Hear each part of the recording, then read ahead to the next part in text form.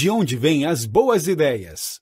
O lápis, a descarga do vaso sanitário, a pilha. Você já parou para pensar de onde vêm todas estas boas ideias? Em que tipo de ambiente elas nascem? Quais as faíscas que ocasionam estas disrupções? Steven Johnson explora este assunto no livro De Onde Vêm as Boas Ideias e identifica 7 padrões que originam a inovação verdadeira. Johnson investigou dezenas de núcleos empreendedores modernos e traz em seu livro um novo entendimento da história da inovação, além de um conjunto de estratégias para nos ajudar a entender as boas ideias. De onde vêm as boas ideias? Examina a evolução da vida na Terra e a história da ciência. O livro destaca muitos paralelos entre os dois. Esta análise rica, cheia de histórias interessantes e evidências científicas, também aborda como a criatividade pode ser cultivada por você e pela sua empresa. O livro é recomendado para todos que se interessam por inovação, especialmente se você gosta de histórias de grandes descobertas. Se inovação é uma prioridade para você e sua empresa, esta é uma leitura obrigatória. Evolução e inovação. Evolução e inovação começam a partir do que é possível em um dado momento, o possível adjacente. Bilhões de anos atrás, átomos de carbono começavam a formar uma mistura de substâncias que eventualmente daria origem à vida em nosso planeta. Aos poucos, os átomos iam se combinando e formavam moléculas, proteínas. Essas moléculas e proteínas iam se combinando iterativamente, para posteriormente se combinarem nas células dos primeiros organismos vivos. A cada nova combinação, surgiam novas possibilidades, até que os seres vivos mais elaborados e complexos surgiram na Terra. Era preciso passar por várias etapas para garantir que certas combinações funcionassem, se multiplicassem, e estas conexões gerassem novas combinações. Da mesma maneira, uma empresa de internet como o eBay não poderia ter sido criado 50 anos atrás. Ainda não existiam computadores, ferramentas para que os computadores se conectassem um ao outro, e uma rede mundial de computadores que permitisse que as pessoas estivessem online e pudessem efetivamente comprar.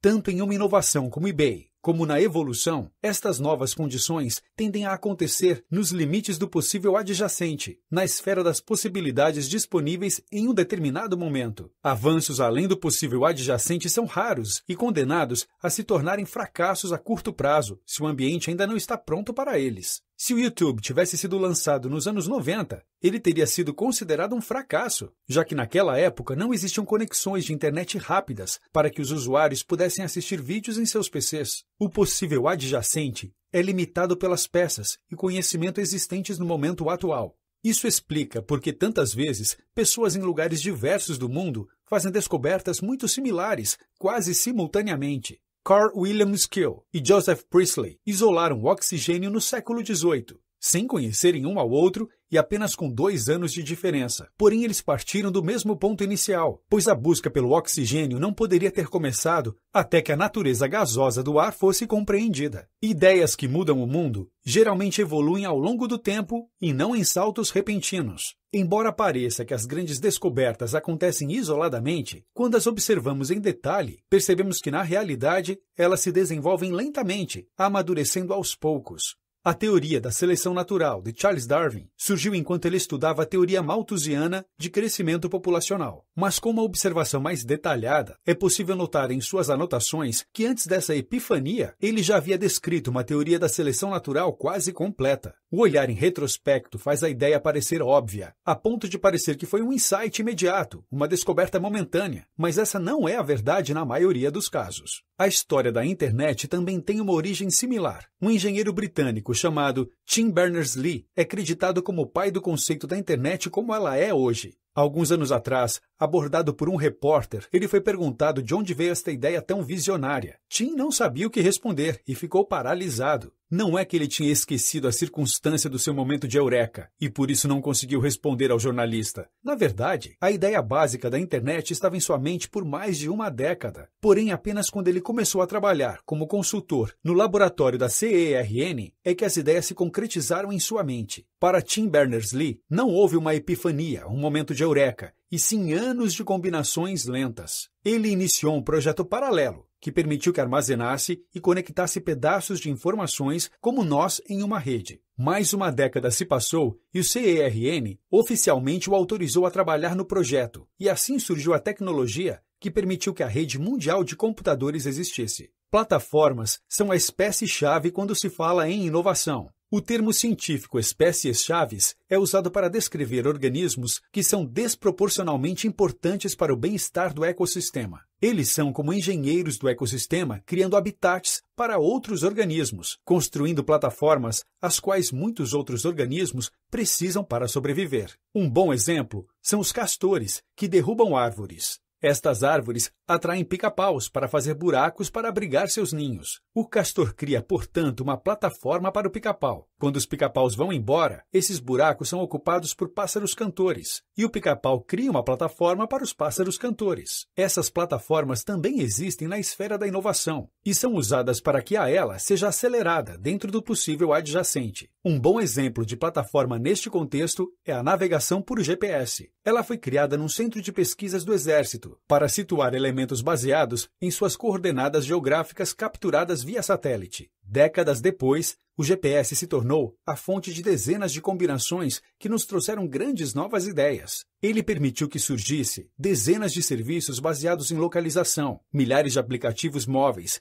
e hoje, até mesmo a publicidade se baseia na localização do usuário impactado. Plataformas geralmente trabalham em conjunto, ou seja, uma plataforma serve de base para que outras plataformas surjam, e estas combinações produzem ambientes propensos à inovação. Um bom exemplo são as redes sociais, como o Twitter e o Facebook. Eles foram criados sobre a rede mundial de computadores e, posteriormente, se tornaram plataformas também. Hoje existem milhões de aplicativos criados sobre estas novas plataformas que se derivaram da rede mundial de computadores. O possível adjacente está em constante evolução e transformação. Inovação e evolução dependem de redes. Toda a vida na Terra se baseia no átomo de carbono, que é o componente fundamental para conectar átomos e formar cadeias de moléculas. Essas conexões permitem que surjam novas estruturas, como as proteínas. Sem o carbono, a Terra provavelmente seria uma sopa morta de produtos químicos. Conexões também são propulsores de ideias. Quando os humanos começaram a se organizar em comunidades, eles passaram a se expor a novas ideias e a espalhar suas próprias descobertas. Antes dessas conexões, a ideia nova de uma pessoa não se multiplicava, pois não havia uma rede para espalhá-la. Nos anos 90, psicólogos decidiram gravar tudo o que acontecia em 4 laboratórios de biologia molecular.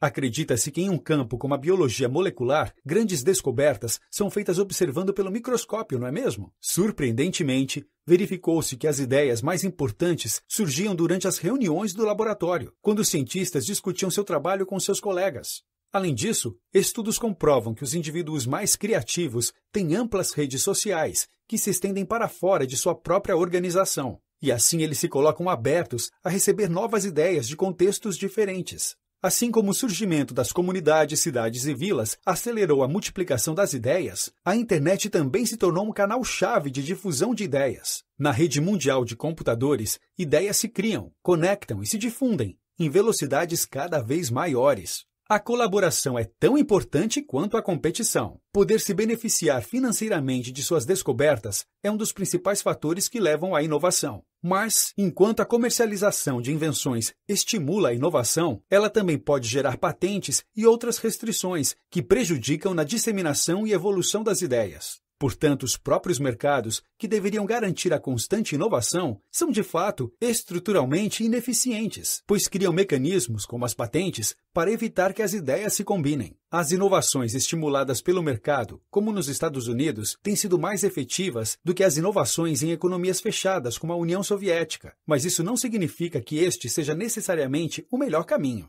Inventores merecem ser recompensados, mas o objetivo final é aumentar a inovação como um todo, sem restrições. Em seu livro A Origem das Espécies, Charles Darwin deu ênfase à colaboração entre as espécies e à seleção natural, que deriva da competição por recursos. Conexões entre ideias, assim como a colaboração entre espécies, podem ser um estímulo tão bom à inovação quanto a própria competição. Redes inovadoras também devem oscilar entre a ordem e a anarquia. A habilidade do carbono de se conectar com outros átomos foi vital para a evolução da vida, mas uma segunda e imprevisível força foi também necessária, a água. Além do carbono, capaz de se combinar com facilidade para o surgimento da vida, outro componente foi essencial, a molécula do H2O. A água se move dissolvendo e erodindo o que está no seu caminho, assim alimentando novas formas de conexões entre átomos. Por outro lado, As fortes ligações de hidrogênio das moléculas de água ajudam a manter essas conexões de forma estável. Essa mistura de turbulência e estabilidade é o motivo pelo qual ligações líquidas e maleáveis são as melhores para a evolução da vida e para a criatividade. Conexões aleatórias e imprevistas levam a descobertas acidentais. O caos e a criatividade estão ligados até mesmo em um nível neurológico. As ideias são, de fato, manifestações de uma complexa rede de neurônios se conectando, e novas ideias só são possíveis quando novas conexões são formadas. Nossos neurônios se alternam entre estados de caos, em que disparam completamente fora de sincronia um com o outro, e estados sincronizados, onde são ativados na mesma frequência. Estudos mostraram que quanto maior o tempo de exposição do cérebro ao estado de caos, mais inteligente a pessoa é, e isso a torna capaz de fazer conexões mais complexas. Um espaço comum leva a serendipidade. Quando ideias convergem em um espaço compartilhado, como em uma reunião entre pessoas de diferentes áreas do conhecimento, misturas criativas surgem e novas combinações se tornam possíveis. Interações compartilhadas em espaços físicos ou virtuais permitem que as ideias se difundam, circulem e se combinem de forma aleatória. Facilitar essas conexões depende apenas de que você use seu cérebro para processar ideias de diferentes áreas. Inovadores como Benjamin Franklin se beneficiaram muito disso, ao trabalhar em vários projetos simultaneamente, para que as conexões entre os projetos pudessem surgir. Em uma empresa, a chave para a inovação é uma rede que permita que palpites amadureçam, espalhem-se e se combinem com outros, abertamente. O erro faz parte do processo de inovação e evolução. O erro está presente tanto na evolução da vida quanto na inovação de grandes ideias. E não é necessariamente uma coisa ruim. Nossos genes são passados de pai para filho, fornecendo instruções genéticas sobre como o filho deve se desenvolver. Porém, ocorrem mutações ocasionais nestas instruções. E sem estes erros, a evolução teria se estagnado. Mutações criam novas formas de vidas e novas características nas formas de vida existentes. Apesar de muitas mutações falharem, ocasionalmente elas acertam. E com isso vem a evolução. A penicilina só foi descoberta por causa de um erro. Alexandre Fleming permitiu sem querer que uma amostra de bactéria fosse contaminada por mofo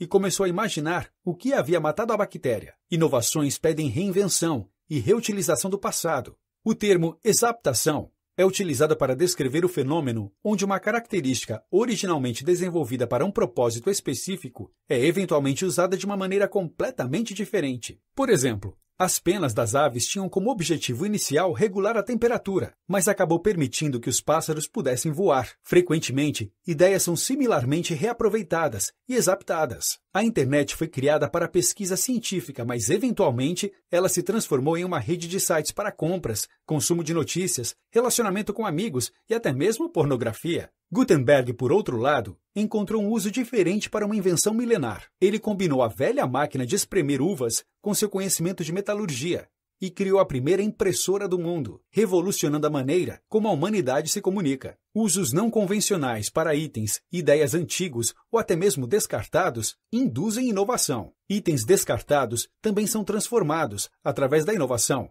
Assim como a estrutura do esqueleto deixada por corais mortos é a base para o ecossistema dos recifes, prédios abandonados podem se tornar a origem de novas subculturas urbanas. Notas finais. Assim como a evolução da vida no planeta Terra, as ideias derivam da combinação constante entre o que é possível em um dado momento e seu futuro adjacente, ou seja, em inovação. Não existem grandes saltos disruptivos e sim cadeias de evoluções constantes. Esse desenvolvimento é lento e gradual, mas pode ser acelerado por alguns fatores. Plataformas, redes e espaços compartilhados ajudam as ideias a se combinarem mais livremente e tornar maior o possível adjacente.